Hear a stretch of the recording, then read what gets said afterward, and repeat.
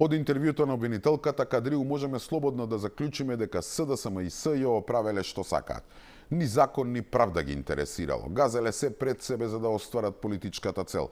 Сите од списокот на ЗАЕФ и СДСМ, сите кои се непослушни, од обични луѓе до бизнисмени да бидат обвинети и осудени.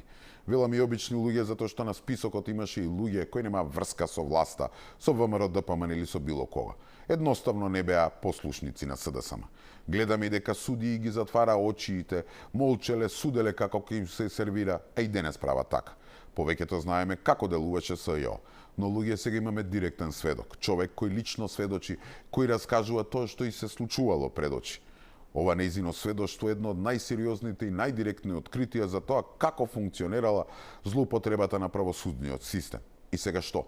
11 години по неговото формирање и 6 по неговото згаснување, специјалните обвинители сами да станат предмет на своите обични колеги или сами себе да се истражуваат? Како не? Но оваа работа мора да се расчисти.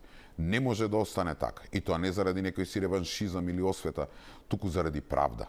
Заради залекување на раните на сите оние кои биле жртви на монструозното СЈО, но и целото општество.